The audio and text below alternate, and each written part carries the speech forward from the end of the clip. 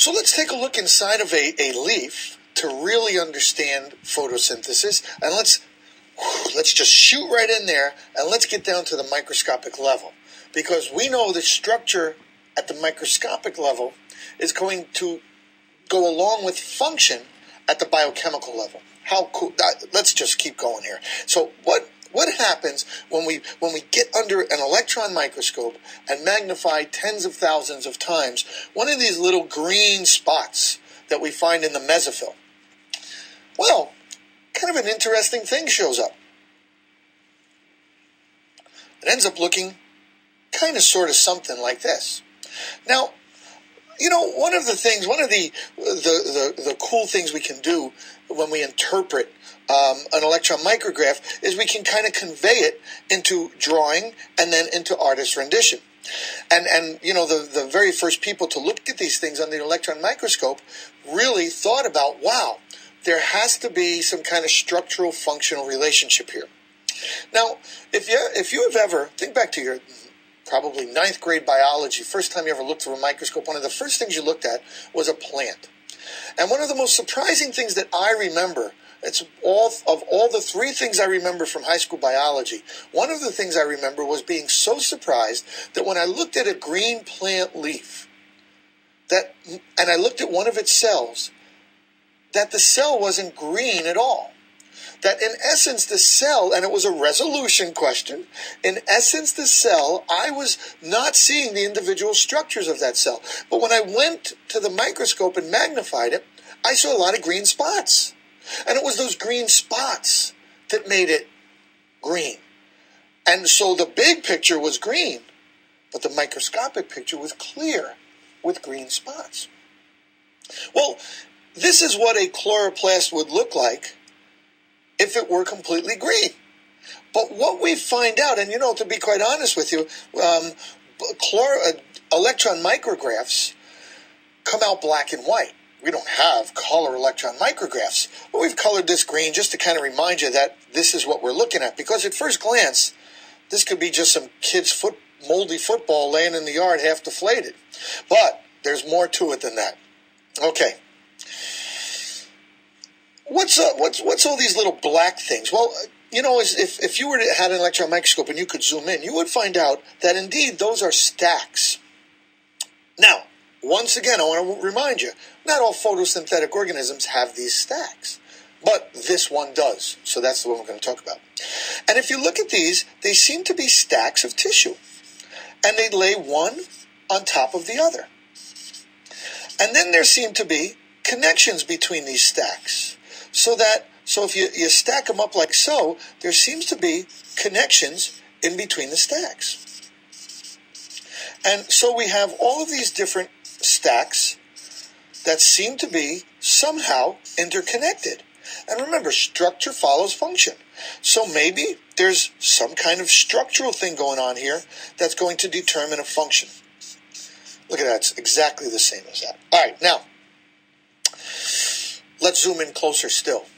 We find out that these stacks are indeed like a stack of 3-dimensional pancakes. And they're going to look something like this. So now what we're going to do is we're going to take one of these stacks, and I'm going to give it a name for you. We're going to name it so that I can refer to it. Each of these stacks is going to be called a granum. More than one granum? Grana. Okay.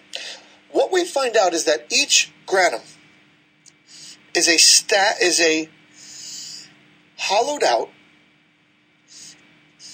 membranous structure.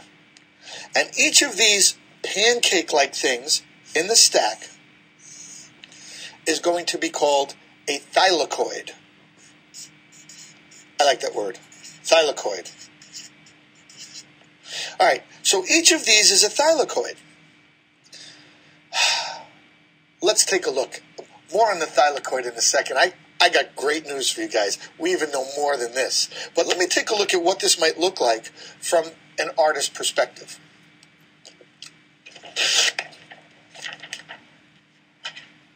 There's the thylakoid. Almost exactly like I drew it. Okay? What we can see here in this thylakoid is, there's the chloroplast almost exactly as I drew it. What we see is remember the chloroplast is a two-membrane structure. Remember that endosymbiont guy, and this whole idea that perhaps through some phagocytic process, a primitive cyanobacteria-like creature was drawn into the very first eukaryotic cells. Notice we have labeled the granum, and we've labeled the thylakoid, and we have still another word to show you now. The material outside the thylakoids, or outside the grana, is going to be called the stroma. So now you have this picture of a structure, a football-shaped structure, with stacks of things inside of it called thylakoids, and surrounding that a kind of a goopy material, I'm going to make this word up, the chloroplasm, if you will, which we'll call the stroma. Okay, let's go deeper still. Now comes the fun part. Let's talk about a thylakoid. All right. Now, the thylakoid, I'm going to use a light color here. Okay, the thylakoid, there's one now,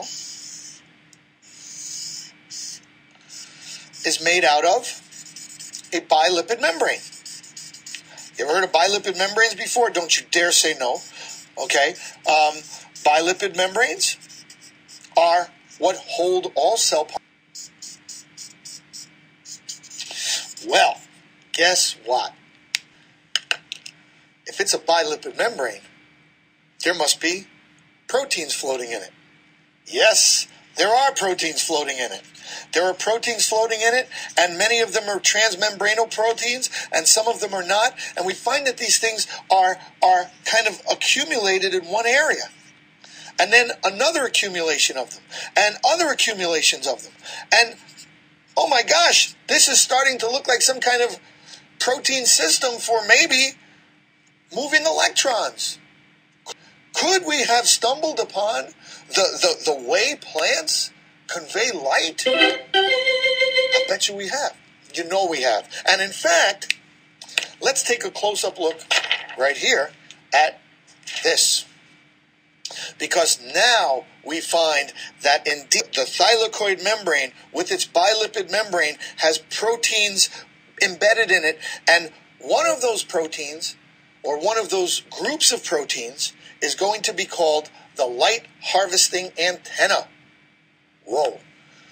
And we find within that a light harvesting antenna. Get it? Kind of like antennas for pulling in light. And what would you suspect? What molecule would you suspect would be in the light harvesting antenna? If you said chlorophyll, you're dead on. Because there it is.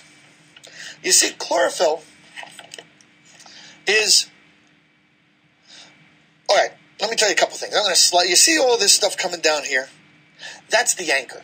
This is going to be a hydrophobic series of chains. You guys know enough hydrophobicity to know that these things are going to be pretty nonpolar. And they are going to anchor the chlorophyll molecule in the membrane. But here's the business end of the chlorophyll molecule. This, what we call porphyrin ring with a magnesium ion in the middle, which those of you who are molecular biologists and biochemists and know an awful lot about your own bodies may say, my gosh, it looks just like hemoglobin. Because it is a lot like hemoglobin. Now, that's kind of irrelevant to the story, but it's a great homology. Anyway, this is the business end, and this is where light is going to get picked up. So what's it come down to? Chloroplasts, thylakoids, cell membranes, proteins embedded in there, which look like they're going to be involved in this whole light reaction kind of thing, where we're going to split that water. We're going to take a look at that later on.